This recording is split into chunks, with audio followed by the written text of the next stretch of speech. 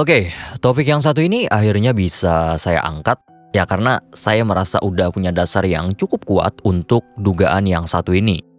Ya, Istarot semacam main belakang dari Heavenly Principles dan skema yang ia lakukan untuk sementara waktu saya sebut sebagai variabel Istarot. Ya intinya ada gelagat yang menurut saya cukup mencurigakan sampai-sampai keberpihakannya terhadap Heavenly Principles patut dipertanyakan. Nah nanti silahkan teman-teman dengar framing yang satu ini dan setelah mendengar semuanya silahkan dinilai sendiri. Apakah benar Istarot melakukan apa yang saya duga atau ternyata dia hanya menjalankan perintah dari langit? Oke, langsung saja kita mulai sekarang. 月の物語。私のものとなった。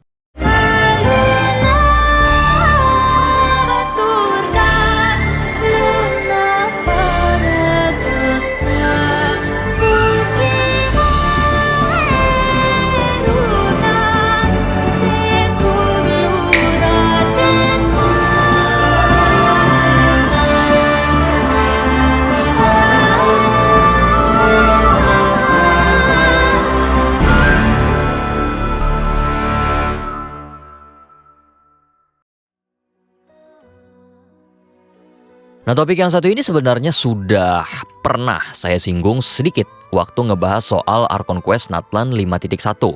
Ya entah ada yang masih ingat atau tidak, tapi waktu itu saya sempat melontarkan satu pertanyaan atau tepatnya satu keresahan lah.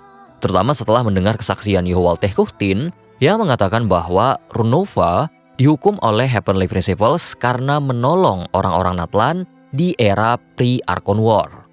Nah keresahan ini muncul karena sepengetahuan saya pada era yang sama ketika Runova membangun kerajaan malam, aksi serupa juga terjadi di Timur Jauh.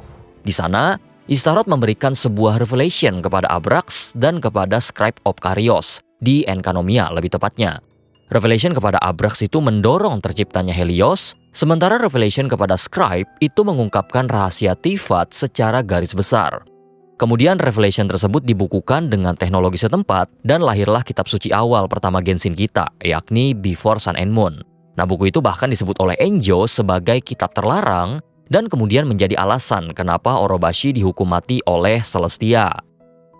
Nah revelation kepada Abrax bisa dibaca sebagai bentuk pertolongan Istarot kepada orang-orang Enkanomia. Sementara revelation satunya justru berupa pengungkapan rahasia yang terlarang. Nah dua-duanya jelas berpotensi menjadi sebuah pelanggaran, tapi nasibnya berbeda sekali dengan Runova. Runova dihukum, sementara Istarot sampai sekarang seolah aman-aman saja. Bahkan pada Weapon Nocturne Curtain Call, 3 Sage digambarkan tidak memandang manusia pada era itu. Artinya yang terhitung menolong manusia hanya Runova saja, sedangkan Istarot tidak. Nah belum lagi kalau kita bicara soal bagaimana Istarot memberikan kekuatan pada Barbatos. Kemudian secara tidak langsung, harpa miliknya menjadi semacam variabel yang menghentikan amukan Dekarabian, dan jujur saja saya juga curiga sebagian sejarah terlarang di Tifat masih bisa bertahan sampai sekarang karena ada campur tangan dari Istarot juga. Lalu salah satu bold move yang paling perlu kita sorot tentu adalah penciptaan pohon Sacred Sakura. Ya, dikonfirmasi bahwa penciptaan Sacred Sakura selain memanfaatkan esensi jiwa Makoto, juga melibatkan campur tangan Istarot di sana. Bahkan menurut Makoto sendiri, pada cutscene penanaman Sacred Sakura, pohon itu adalah bentuk jalan keluar bagi Inazuma dan Raiden A untuk lepas dari cengkraman Heavenly Principles, yang notabene adalah bos dari Istarot itu sendiri. Nah saya pribadi memang menunggu di patch Luna 4 ya, untuk membahas yang satu ini karena melihat adanya 2 peluang variabel tambahan. Yang pertama lewat Columbina tentu saja. Ya awalnya saya menduga dia bisa masuk ke realm misterius itu karena ulah Istarot, tapi ternyata dugaan itu keliru. Kemudian variabel kedua menurut saya berpeluang datang dari Zibai, sang anak waktu.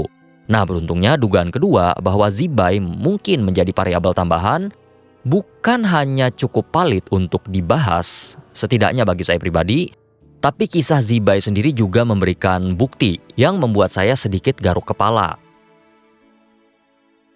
Ya, Zibai sebenarnya cukup aware bahwa dia adalah malaikat, dengan kata lain utusan dari Celestia. Bahkan dia juga menikmati tugas tersebut. Karena itulah Zibai membuat tanah menjadi subur, sehingga bisa ditumbuhi oleh bunga dan tanaman yang baik. Sampai akhirnya sebuah kejadian terjadi, dan disitulah takdir yang membuat pandangan Zibai berubah seluruhnya. Nah, kejadian yang dimaksud adalah ketika Setswaktu alias Istarot datang kepada Zibai dan memberikan sebuah lencana berukir bulan di hadapannya. Lencana yang dimaksud ini kemungkinan adalah Moonwheel karena diceritakan lencana tersebut nantinya akan menggantung di belakang punggung Zibai. Nah, hal ini menjelaskan banyak hal sekaligus memunculkan pertanyaan juga. Yang terjawab adalah Moonwheel Zibai memang sudah hadir jauh sebelum Perang Pengabuan dan mungkin juga bisa menjelaskan kenapa bentuk Moonwheel Zibai berbeda secara visual dibandingkan sampel lainnya. Nah, tapi pertanyaan yang juga muncul adalah bagaimana bisa Istarot memberikan Moonwheel? Apakah dia punya relasi dengan bulan atau bahkan dialah yang mendorong terciptanya Moonwheel itu sendiri? Nah, tapi kesampingkan dulu pertanyaan itu dan sekarang kita fokus pada Zibai. Nah, pada awalnya dikatakan bahwa Zibai tidak menerima Moonwheel tersebut, tapi dia menerima tugasnya. Dan tugas inilah yang menurut saya menjadi sebuah impuls dari Istarot dan membuat Zibai menjadi variabelnya. Ya, sejak momen itu, Zibai pada akhirnya menjadi entitas yang memihak dua pihak. Celestia sebagai penciptanya dan Dewi Bulan sebagai tugas baru yang ia emban dari Istarot. Zibai sendiri sempat bertanya apakah ini bagian dari Divine Plan, yakni takdir yang memang sudah disematkan pada dirinya. Zibai tidak tahu jawabannya, tapi dia berasumsi bahwa tugas baru ini adalah salah satu bagian dari tugas tersebut. Namun outputnya justru jauh daripada yang ia bayangkan, dan tugas barunya itu memberikan Zibai sebuah sudut pandang yang indah sekaligus getir. Zibai menyadari bahwa Celestia selalu adil dalam memberikan berkah, sekaligus kejam dalam bertindak. Mereka tidak peduli kalau ada sesuatu yang musnah, apalagi jika tanahnya dianggap tidak suci. Sementara Dewi Bulan itu berbeda. Mereka merawat, peduli, dan tidak meninggalkan manusia ketika ada sesuatu yang tidak mengenakan terjadi. Nah, sebenarnya Zibai menggunakan kiasan pada narasi yang satu ini. Dan mungkin teman-teman nanti kalau misalnya sempat, bisa baca sendiri narasinya karena pemaknaannya jauh lebih enak ditangkap lewat kiasan aslinya. Nah, pada intinya, setelah menyadari perbedaan antara Celestia dan Bulan, Zibai sebenarnya tahu bahwa rencana Celestia adalah yang lebih baik dan mungkin satu-satunya pilihan. Tapi pada akhirnya, Zibai tetap memilih pihak Bulan, lalu pada momen itu dia menetap di Langgang sebagai pemimpin peradaban kecil. Dan disitulah ikatan dan emosi mulai terjalin dari dalam hatinya. Dan dugaan saya, inilah tujuan Istarot pada saat itu.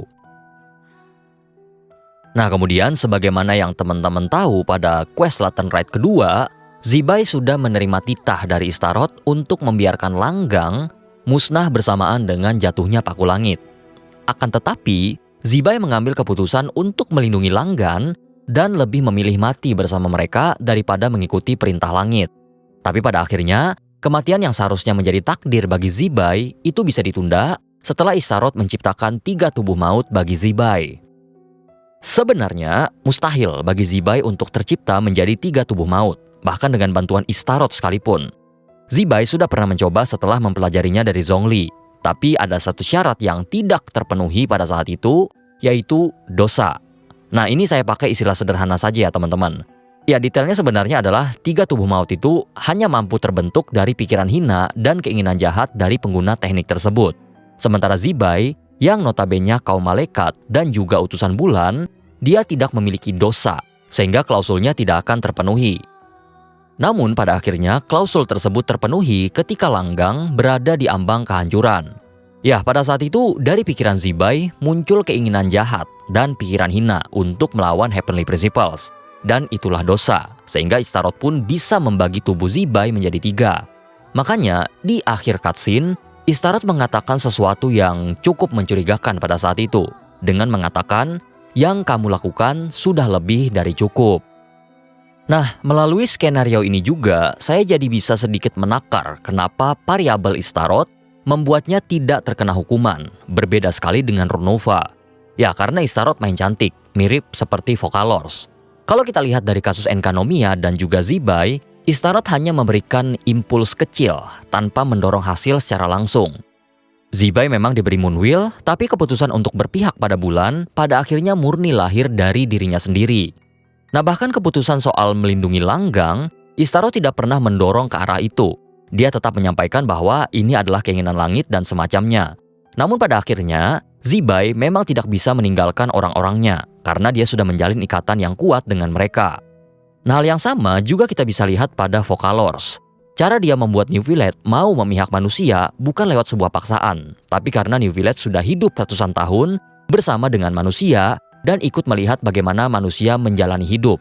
Dan itu terjadi karena tugas yang diberikan oleh Vocalors kepadanya sebagai Hakim Agung. Sangat kontras dengan Ronova yang bisa dibilang mainnya kurang rapi. Kasihan sama warga Natlan, langsung turun tangan buat kerajaan malam, jadi terlihat seperti melawan batas. Nah, saya tidak tahu apakah kita akan dapat contoh lain ke depannya dari variabel Istaroth. Ya, asumsi saya sebenarnya bakalan ada lagi. Namun yang bisa saya katakan untuk saat ini adalah, berkat Istaroth, Zibai adalah malaikat yang masih hidup di era sekarang dan tidak terkena kutukan dari Celestia. Apakah ada malaikat lain yang punya status sama seperti Zibai? Sebenarnya masih terbuka, namun untuk saat ini Zibai adalah satu-satunya. Nah, hal lainnya yang menurut saya juga patut kita pertimbangkan adalah kalau kita melihat skenario Langgang dan Enkanomia lalu mengaplikasikannya pada skenario lain, variabel Istaroth entah kenapa cenderung selalu berpihak pada manusia. Saat ini hanya ada satu hal yang menurut saya menjadi tanda tanya, yaitu paradoks di Reddit. Utamanya, apakah jika Istaroth tidak menciptakan paradoks itu, kasualitasnya akan jauh lebih besar daripada yang seharusnya, atau ini semua bentuk keisengan lain dari sang penguasa waktu? Top up di WO Top Up pakai kode Columbini.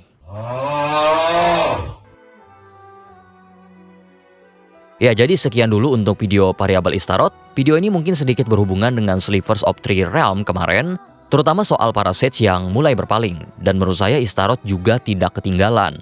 Saya pribadi menduga narasi ini masih punya peluang untuk berlanjut, entah ketika Nicole rilis nantinya, atau lewat lanjutan seri Quest of Time.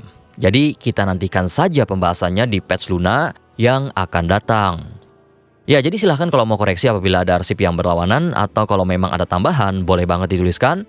Selama bukan leaks atau spoiler, dipersilahkan. Kemudian saya ingin berterima kasih pada teman-teman membership, terutama para descender atas dukungannya sejauh ini.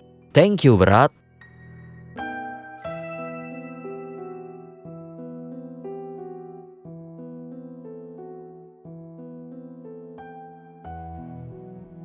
Dan buat teman-teman sekalian yang udah menonton sampai habis, terima kasih sudah meluangkan waktunya. Kalau suka dengan kontennya, jangan lupa berikan like, komen, dan subscribe. Atau bisa gabung membership juga untuk dukungan langsung, serta eksklusif konten. Oke, saya Mas Beri izin pamit dulu.